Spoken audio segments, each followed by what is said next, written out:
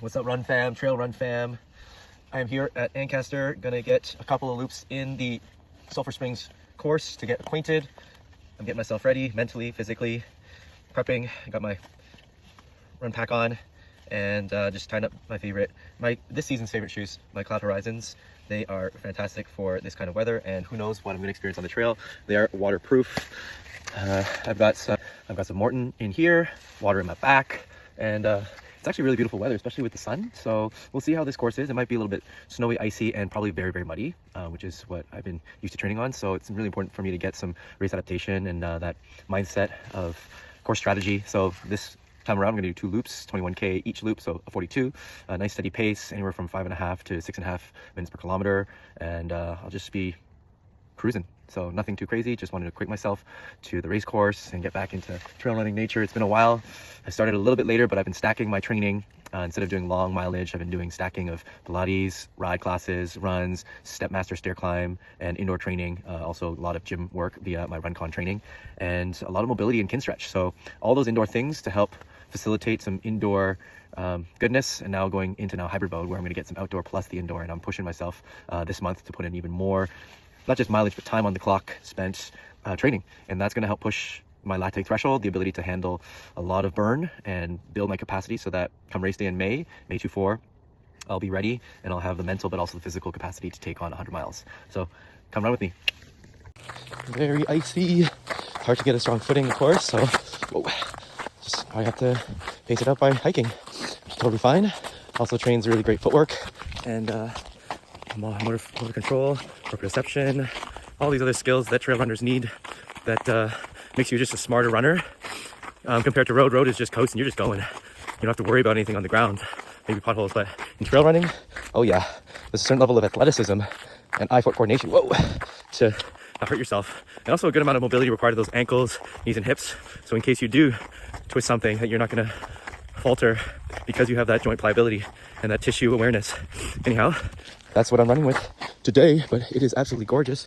So peaceful, sunny, no wind. Oh yes, this is why I love this stuff so much. One skill in trail running is you have to always look, at your feet to make sure that every little step is counted for, but it's important to sight.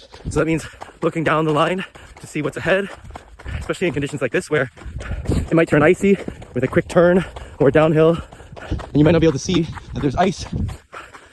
So therefore you have to either slow down ahead of time, make sure that you don't get lost in momentum.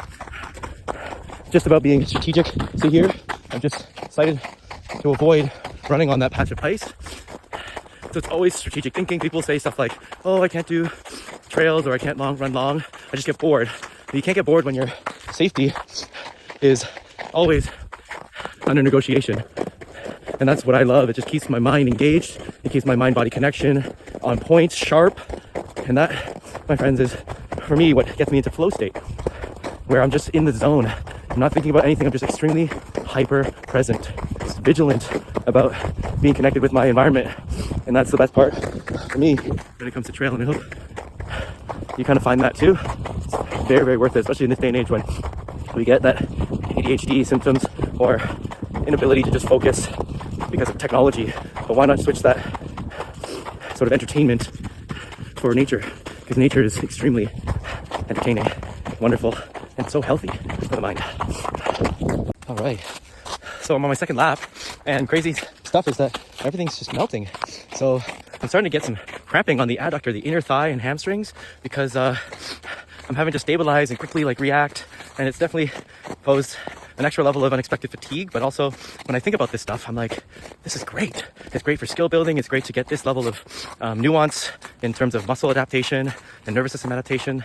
So for those that are training for trails and pushing new boundaries, if you start to feel cramping, you start to feel like the lows, you're hitting the wall, that's a good thing. Treat it as a detective and start to investigate where can your body learn to adapt, and know that it's experiencing really necessary training stimulus so that you can eventually adapt more and more to what's going to come ahead. So just another way of mindset shifting from hitting lows and cramping, maybe even in the stomach and not feeling energized and where your mind goes, and take a step back away from those draining thoughts of worry and see it as, again, a strategic mindset and say, oh, wow, this is interesting. This is fascinating. Here's where I can start to train more. So just a little word while I experience real-time shift of climate and the warming of the sun and the altering terrain that's definitely posing as one obstacle. All right, let's get after it.